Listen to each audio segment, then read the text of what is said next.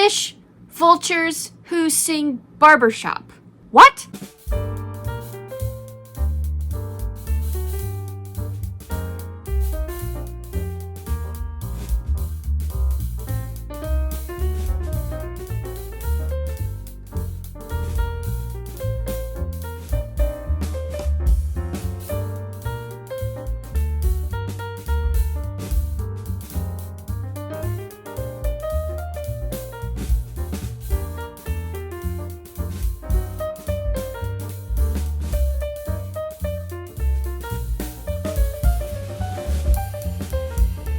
Hello! Welcome back to the Spoony Stitcher channel. I'm Shannon the Spoony Stitcher, you're inside the Stitchery, and I'm so happy you're here today. If you're new, hi!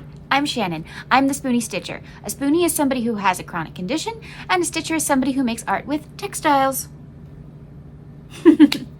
This channel is all about creativity. Anything that makes your creative juices flowing, that's what we try to do on this channel. So if that sounds like something that sounds fun to you, maybe hit the subscribe button. I'll wait. Thank you so much. Maybe hit like button while you're down there as well. That tells the algorithm you want more stuff like this. Today, I don't know what we're gonna do, but stay tuned and we'll have fun together. Hi, welcome to another Melick Adventures collab. Yay! Melick Adventures collab is hosted by Ben and Danielle at the Melik Adventures. They are a fun channel. You should check them out. They do vlogging. They do showing their collections. They talk about different Disney movies, all kinds of things. They've even got other fandoms over there. So go check out their channel. I will link them down below, as well as all the participating channels for this collaboration. Coco for Disney, that would be Pam. If you like all things that are just fun Disney time and looking at different people's collections, I highly recommend Pam's channel because she shows beautiful pieces. I don't know where she gets all of this. She has Loungefly, she has Funkos, she has pins, she has figurines, she has artwork. I mean, all kinds of stuff. If you just love Disney, go to Pam's channel. You will love her. You will just love her in general because she is a warm, inviting type of personality, and I love her channel. Highly recommend. Debbie at the Disney Nana. Oh my gosh, she is so fun, especially if you have a bit of spooky side, which I do. I love her Nightmare Before Christmas collection and her Disney villains, but she also loves to journal and vlog, and I think you'll just love her channel. Again, especially if you have a little bit of that spookiness in you. Louisa at Louisa Ruby. She is all about thrifting and organization. I should watch more of her videos because y'all don't want to see what's behind me when it comes to mess. Anyway, she also loves to show her Disney collections, and she loves to find vintage Disney pieces, again through the thrifting. So go check out her channel. Meg at Meglit is a Geek. Oh my gosh, if you can think of a fandom, she probably has a piece from it. She has all different kinds of collections: Sailor Moon, Rainbow Bright, X-Men, Batman, Disney, of course. Whole reason we're doing this. So many different collections, and she's just a fun time. Go check out her channel. You won't be sorry. And then we also have Vicky at Vicky's Tigger Tales. I have recently become a fan of Vicky, and she does all kinds of things on her channel as well. Vicky likes to do box swaps and unboxings, and she also has something called the Disney Deep Dive, but you'll have to go to her channel to find out more about that. So what is a MAC, or a Melick Adventures collab? It's a really fun collaboration with a bunch of Disney enthusiasts. You don't have to be a Disney channel to participate. Hosted by Ben and Danielle Melick at the Melik Adventures, their channel. The Melicks pick a theme, and then we do whatever we want with that theme.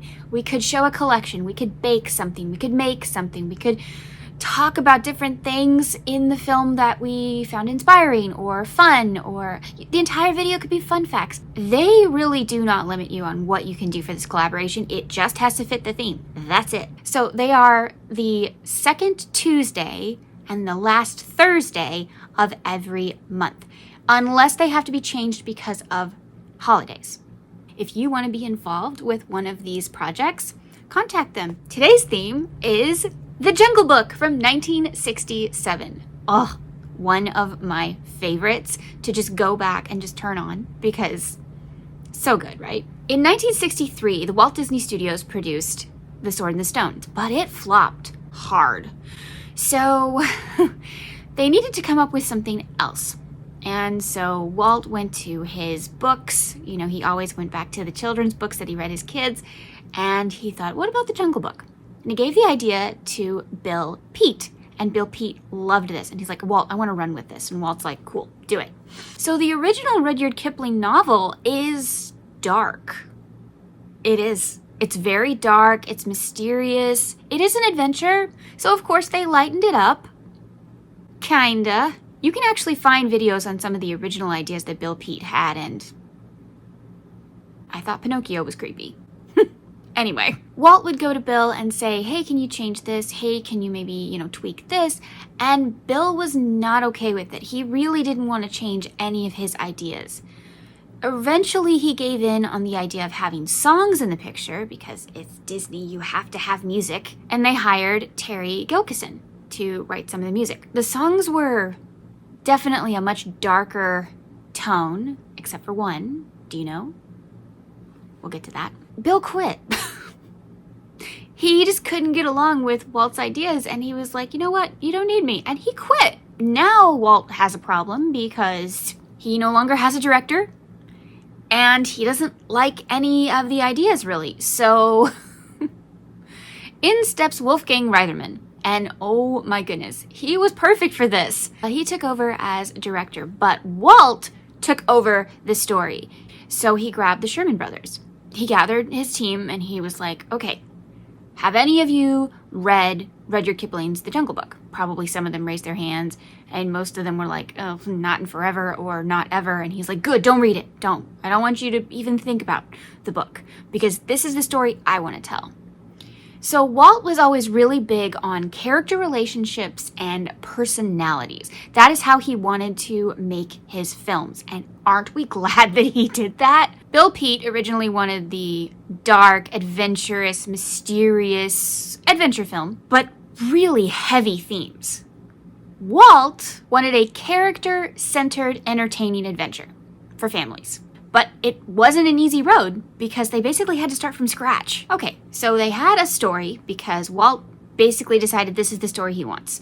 He wants a story about Mogli learning to live in the jungle, but obviously the ultimate goal has to be to get him to the man village.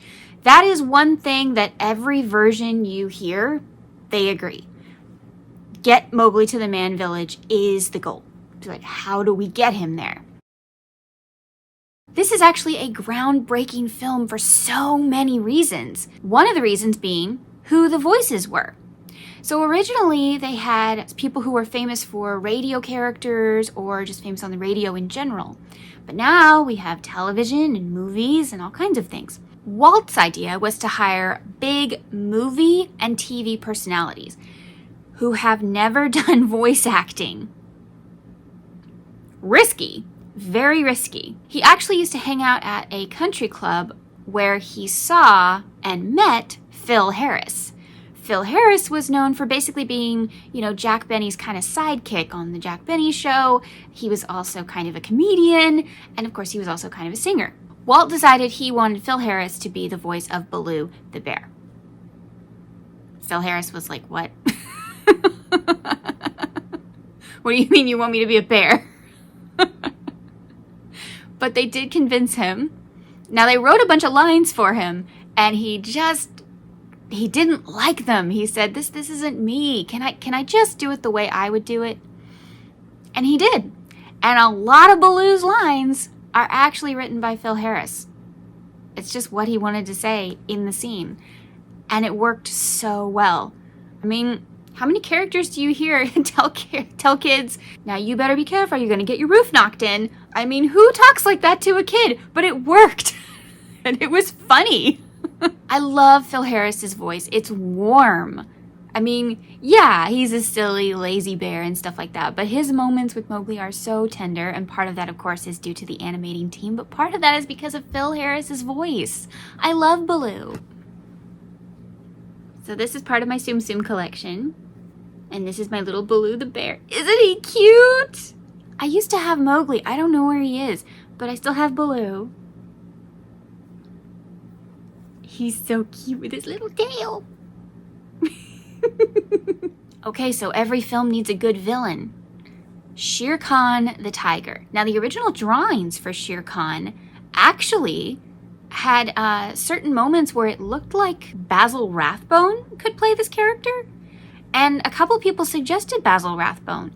And Walt went, no, I want George Sanders.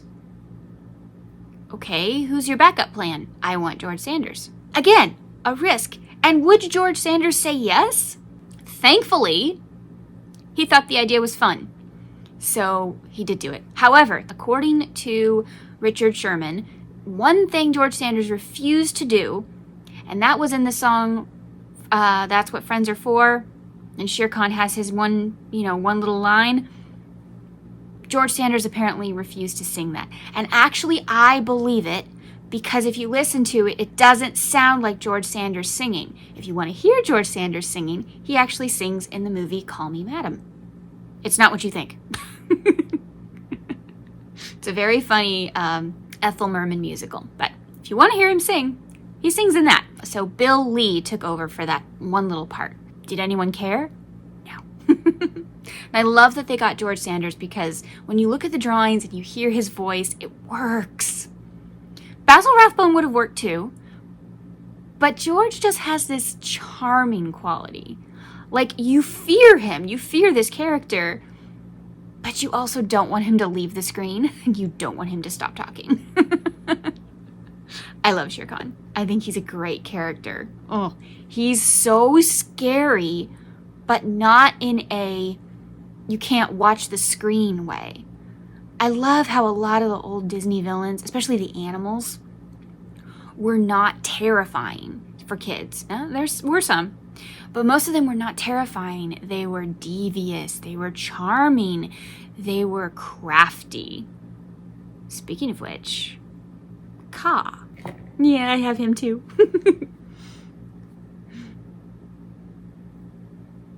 He's so cute. I love how they made his body like this big.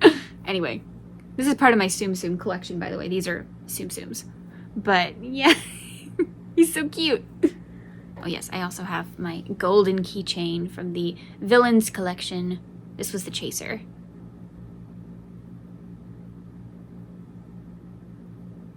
During this time, no Walt Disney Studio just makes one film at a time. They were also filming the many adventures of Winnie the Pooh. And they actually borrowed several voices from those little mini films that they were going to make into one movie from that project to the Jungle Book. Sebastian Cabot, the narrator, is now Bagheera the Panther. And, I love Sebastian Cabot's voice. I love it. Have you ever seen Family Affair? Oh my gosh. I love him. He's so sweet. He was perfect for that. They also borrowed Hal Smith, whom you might know as Owl, but he was also Mr. Whitaker in Adventures in Odyssey. Any Adventures in Odyssey fans out there? Or Otis from the Andy Griffith Show. Yeah. He's I think they call it the slob elephant. Little Clint Howard, the little boy, who is the voice of Roo, he was borrowed for my favorite character in the entire movie, Junior. Junior Elephant. I love him so much. I actually heard somebody say that he was completely irrelevant to the film. I so disagree, and I will get to that, and I can prove that he is a very important character to this movie. Yes, we'll get to that. And they also borrowed Sterling Holloway. Yes, Winnie the Pooh. They wanted him to be Kaa the Snake. Now, he has never played a villain before.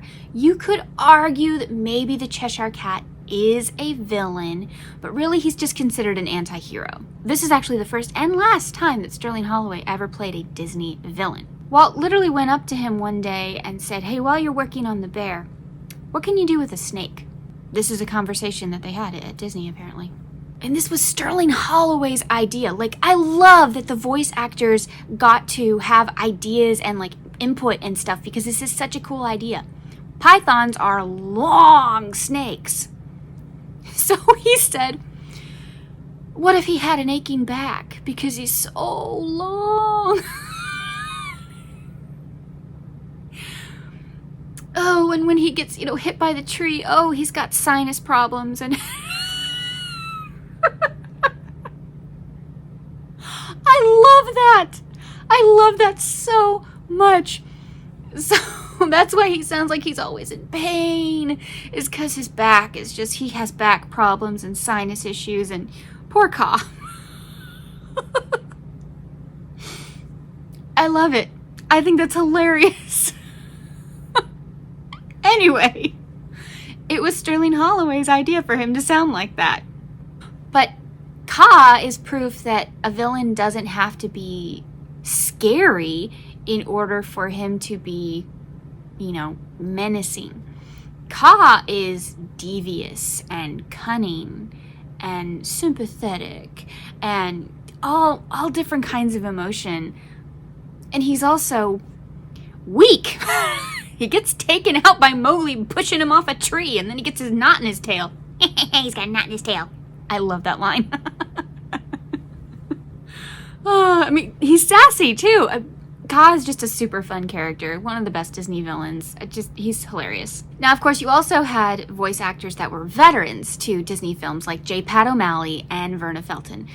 Sadly, this was Verna Felton's final film. She passed away, but she got to make such an impression as Winifred the Elephant. I love her so much. You also know her as Flora in Sleeping Beauty. She was one of the head elephants in Dumbo. Many, many other characters. I think she was also the Queen of Hearts and the fairy godmother from Cinderella. Was she Aunt Sarah in Lady and the Tramp? I think so. So yeah, she was a veteran actress for Disney. She did all this kind of stuff. J. Pat O'Malley, same thing. He was in so many Disney films. I can't even. He was in so many Disney films. He was also two characters in this movie. He was the bald vulture. I love him. And he was Colonel Hathaway of the Royal Elephant Mourning Brigade or whatever. And I love how they gave him a twig to act like his military baton. But I love Colonel Hathaway, and I love his relationship with his wife, Winifred, because J. Pat O'Malley and Verna Felton needed to be a couple in every Disney movie. I wish they'd done that. I wish they'd just found a random couple to have a few lines and just have them be a couple, because I bought it. Winifred and Colonel Hathaway are completely married. I buy it. And then, of course, their offspring, Junior. So, yeah. Okay, we have everybody, right? Oh, wait. Mogli. Who's going to play Mogli? Originally, they had another boy lined up, but his voice cracked, and it started to change. This happens with boys. Now what are they going to do? Well, thankfully, Reitherman's son, Bruce, was playing Christopher Robin in one of the shorts at Disney Studios already. He's already here. He's the director's son, and they know he can do a great voice, and his voice won't change. They know that. So they let him try out as Mogli, and he's perfect. He's perfect. And his scenes with Phil Harris, they put the sound clips, together to hear them together. Oh, it was so perfect. It was meant to be. And by the way, do you know what Bruce grew up to be? A wildlife documentarian. He never left the jungle. Isn't that fun? As I told you before, Terry Gilkinson wrote the songs for the original Jungle Book that they were going to make. And then, of course, they changed everything. But the entire staff insisted they keep one song because it doesn't sound dark and mysterious. It's fun. Do you know which song the Sherman Brothers did not write? Leave it down in the comments, but I'm going to tell you in just a second. So Terry Gilkinson wrote one song that the Sherman Brothers get credit for, but never wrote. The song they kept was Bare Necessities. Yeah, the song that was nominated for the Academy Award? Yes, that one was written by Terry Gilkinson. I'm so glad they kept that song. Can you imagine without Bare Necessities? I can't. I could hear them writing something like this, but they didn't write it. Terry did. And it's fabulous. So let's talk about the songs that the Sherman Brothers actually wrote. So they were the boys, as Walt referred to them. And they had previously written songs for Mary Poppins, Sword in the Stone, many other Disney projects. And by the way, if you don't know, when you are a composer, you don't just write the songs they give you, you write a bunch of ideas. So they had like a whole catalog of songs that they didn't use and other projects that they just have a bunch of. Alan Menken is the same way, other things. In fact, iTunes even has what they call the Disney Legacy Collection, where certain movies, they now have the old copies of original songs that never made it in the project. I love these soundtracks because you get to hear original songs that you've never heard before. In Little Mermaid, did you know that Poor Unfortunate Souls was not the original Ursula song? Yeah, I know, it wasn't. And you can hear Howard Ashman sing the original song on the Disney Legacy Collection. So, I don't know if Jungle Book has one, but if it does, I'm totally getting it. Have you ever noticed how Kaa's song sounds a little bit like it belongs in Mary Poppins? That's because that melody is from Land of Sand. Originally in Mary Poppins, there was going to be a Land of Sand little segment. And so the Sherman Brothers wrote a song called Land of Sand. They changed it just a little bit to sound more slinky for, because it had to sound like a snake. But if you listen to it, it does sound like it belongs in Mary Poppins. And that's because it was originally supposed to be in Mary Poppins. With different lyrics, obviously, and a little bit of a different tempo. Teensy bit. And so, yeah, they just reused the music. Perfect. And then, of course, it was Bob's idea, Robert Sherman, the lyricist, to make all the S's stand out. Yes, Sterling Holloway was already doing that when talking, but he wanted to make sure it was super pronounced in the song so it sounds like hissing. And just together, it worked so well. So well. Okay, let's talk about the vultures. I love the vultures. And sadly, they have no Tsum Tsums for the vultures. I may have to make those one day. The vultures were voiced by J. Pat O'Malley, and then originally were supposed to be the Beatles. That's why they look like the Beatles. It's because originally they were supposed to be voiced by the Beatles. They approached the Beatles, and John Lennon said no. In fact, he even joked and said, why don't you get Elvis Presley? A British rock group sung by Elvis Presley? No. So originally the song was going to be a rock and roll Beatles song. And the Sherman Brothers still wrote it, but it was going to sound like the Beatles wrote it.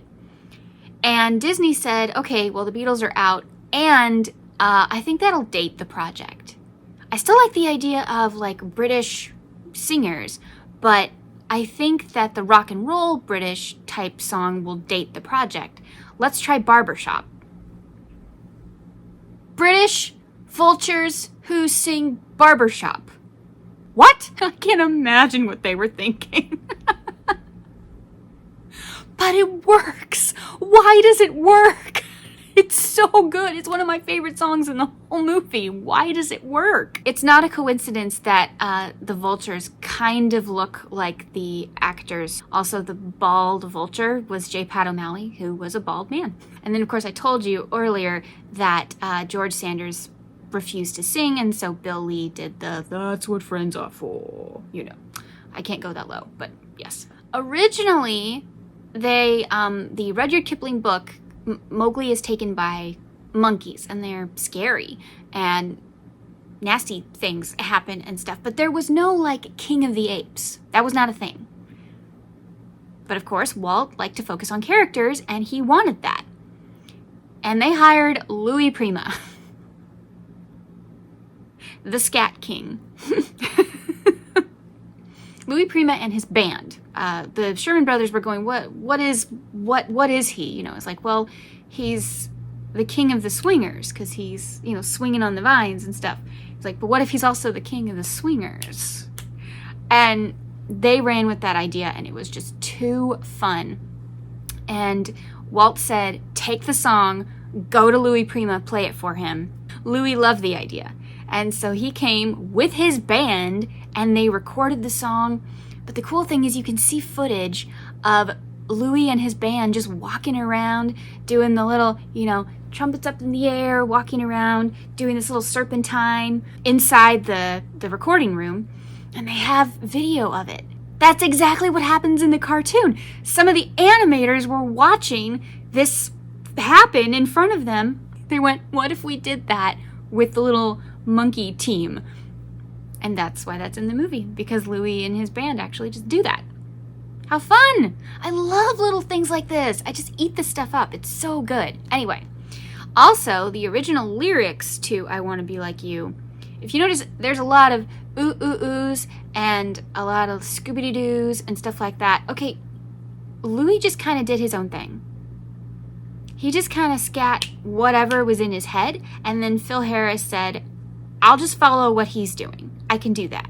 And it works. And it works so well. Colonel Hathie's March. I love this song. It's so fun, and it's too short. I love this song. And it definitely sounds like elephants. Hup, 2, 3, 4, keep it up. 2, 3, 4. I mean, that's just military. That's just what you hear. My favorite part is when Junior in the military style. So cute. Can you tell Junior's my favorite? Anyway. Anyway, you need a song for the elephants. They wrote a march because military. So, super short song, very impactful. I don't think that scene would have been the same without a song. I think it's perfect. When they were working on the ending of the film, they had lots of disagreement on what the ending of the film should be, but everybody agreed that it should be Mowgli ending up in the man village. How do you get him to the man village where he actually wants to go? Because the entire movie, he's trying to stay in the jungle. So what would make him want to go to a man village? So Walt had the idea of, what about a beautiful girl makes him want to go? It would work. And so he said she needs a song. She needs kind of a siren's song. And once the Sherman Brothers heard the word siren, they knew exactly how this would sound. I love that song. So pretty. I can't sing it because of copyright, but I can sing it. Entire film, this was Walt's baby, and they said that there was never a film that had more of Walt's fingerprint on it than this one. He did not live to see the premiere. He left Reitherman in charge, and he knew that the project would get done, but he knew he wouldn't live to see it. But he did see it all come together. He knew what the movie was going to be. He just never saw the premiere, the final product. But I'm glad he at least knew where the story was going and knew what it was going to be. And I bet he knew it was going to be a success. He needed a success after Sword in the Stone. And I think that's why he pushed so hard for his ideas for this one. Like, I am going to put my stamp on this, and this is going to succeed. And he was right. So in 1967, The Jungle Book premiered, and it was an instant hit. Everybody loved it. Everybody loved this movie because it was Walt's movie. It was about character. It was about relationship, about the relationship between Baloo and Mowgli, which, by the way, was 50% of those scenes was animated by the two best friends in the studio, Frank and Ollie. And they said that Frank and Ollie were basically Mowgli and Baloo, and you could see that in the drawings, which, that's pretty cool. It turned out beautiful, but because it was such a success, they were able to do so much. This movie was such a success and nominated, well, the song was, for an Academy Award. They got to hire all these new people, and then they started just cranking out beautiful masterpieces. This film was important for so many reasons. If it had flopped, probably Disney Studios would no longer exist. That's how serious this was. Because a lot of people felt defeated after Sword in the Stone flopped so badly, which I don't get. I thought it was fabulous, but anyway. Yeah. So this was a super important film. Oh yes, I know that The Little Mermaid saved Disney Studios. Yes, I know. But this had to come first for her to even exist. So, Jungle Book we owe a lot to. Okay, real quickly, justice for Junior. Justice for Junior. I actually heard someone say that you can make this entire film without Junior Elephant because he is completely irrelevant. He's just cute. Well, so what if he's just cute? Why not have cute on screen? But he actually is very important because he befriends Mogli. And because of that, when Mogli goes missing and Bagheera asks the elephants for help and Colonel Hathi turns him down, Winifred is like, oh, okay, I'm done with this. And she goes and she confronts her husband and she says, what if it was our son? And he says, oh, that's completely different. Oh, no. And she said, no, it's not. And if you don't help, I'm taking over the herd. Which is funny because actually the females do lead the herd. Fun fact about elephants, females actually lead the herd. But anyway, yes. So he said, oh, woman leading my brigade, no, you know. But then little Junior comes forward and he goes, Pop, the man cub and I are friends. He'll get hurt if we don't find him. Please, Pop, sir, please. You can see Colonel Hathi like, well, now, you know. And then he says, now, son, you know, don't worry. Your papa had a plan all along. And I love how his wife goes, sure you did. But he didn't change his mind until Junior spoke. So yes, do I think she had some influence? Absolutely. But Junior's the one who had to say, please help. So the elephants would have never gotten involved if it wasn't for Junior. And that is why I say justice for Junior Elephant. And yes, he's cute. Why not have cute? Why not have another child in the movie? Everybody's adults around Mowgli. Why not have a little friend for him? In fact, I'm really sad that like he and the little elephant couldn't go on adventures, but you know.